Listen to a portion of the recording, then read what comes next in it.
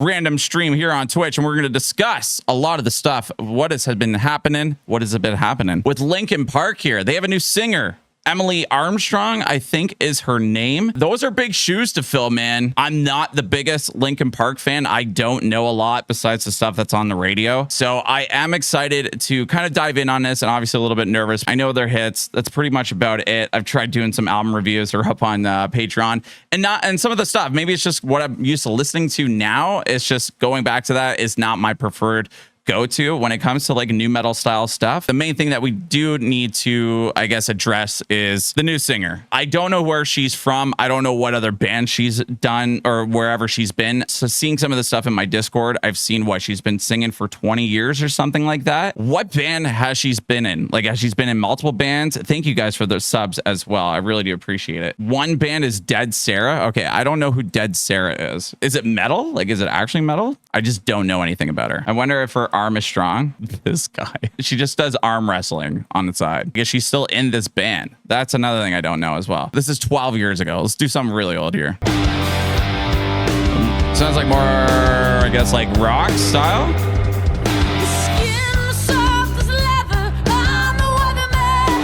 Ooh. I mean, this sounds really good so far.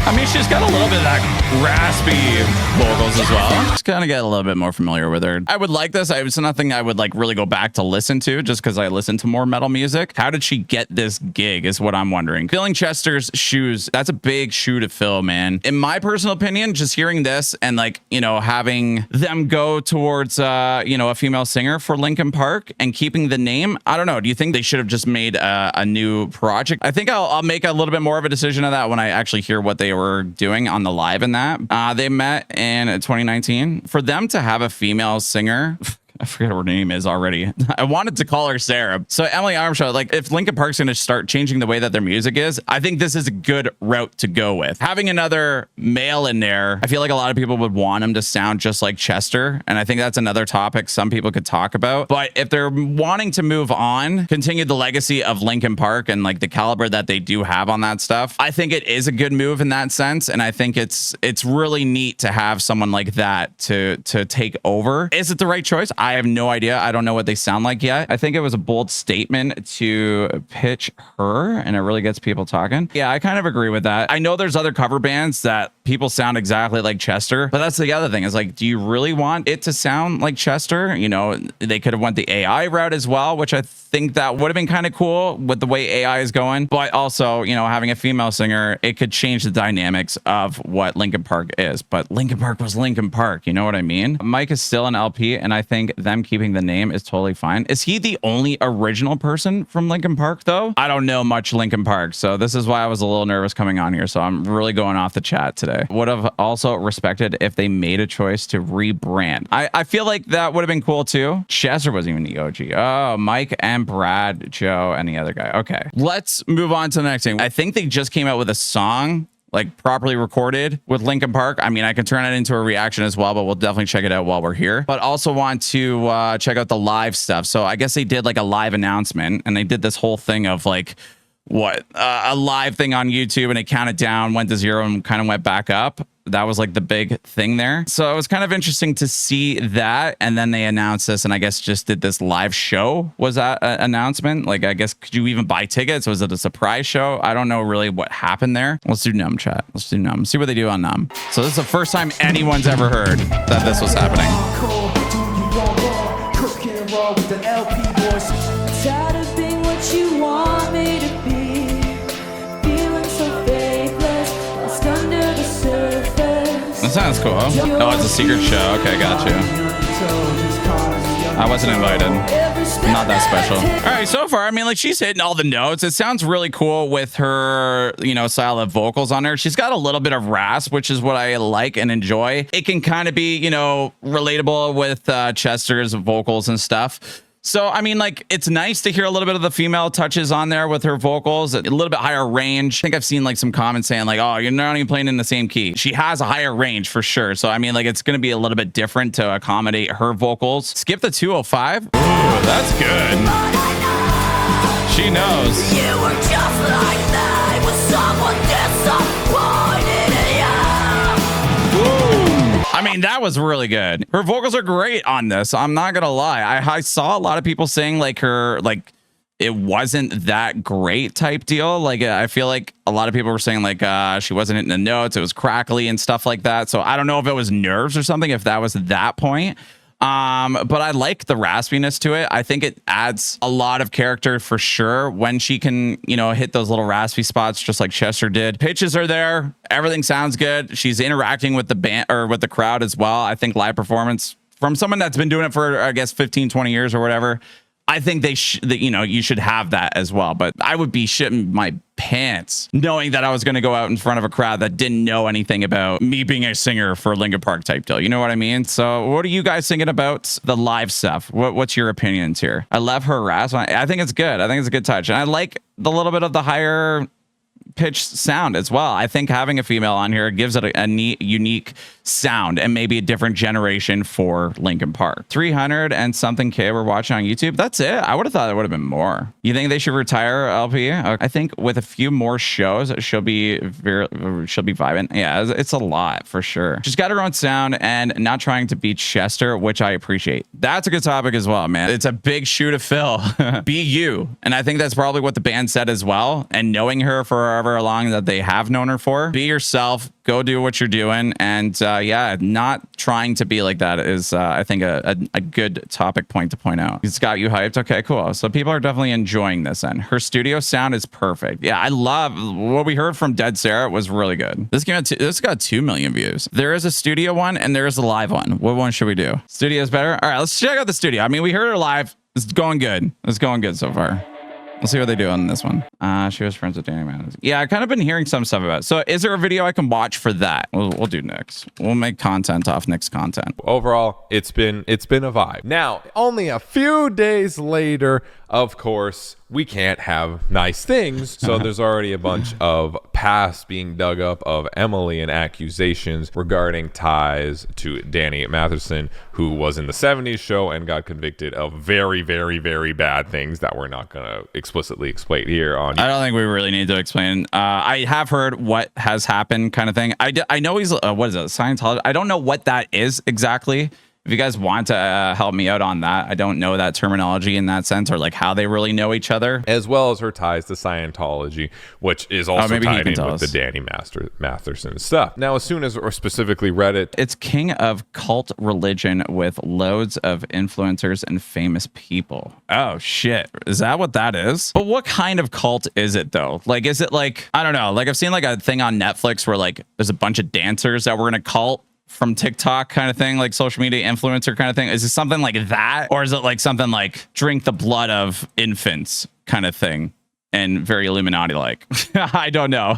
You're opening a trap door with that. Uh-oh. And even in the interviews, you can tell they're completely avoiding trying to ask any questions regarding this, which is understandable. You know, like I don't think even Mike being there is the one that really wants to answer this stuff. It's not necessarily his to answer, even though I think it's also pretty naive to assume that Linkin Park has no idea this was a thing. I mean, it's 2024. Like, if you have a new vocalist, you're basically doing an FBI background check on them, especially of a band of the caliber of Linkin Park. They definitely did like 7 background checks to make sure. So I'm sure they are all aware of this. In a case like that, when you think you know somebody, she was a friend of Danny's and then showed up to support him, found out there, you know, all this other stuff that happened, cut all ties. A lot of people, I guess, are still not happy with that. And I guess she does have the ties with the Scientology stuff. So I don't know much about that. I'll kind of leave it at that. I mean, like, I feel like that's kind of fair and a fair response in a way. You don't see how Scientology is related to this. It's so dumb. I don't know either. So, I mean, I guess a cult-like situation of some sort, I guess, is what that means. I don't know. Like, was she in it? Is there proof that she was like in that kind of stuff? Or she's just friends with people that were in it and maybe she just didn't know type deal? Like, I don't know. So Emily coming back with this response, which honestly, I don't think she could have made a better response regarding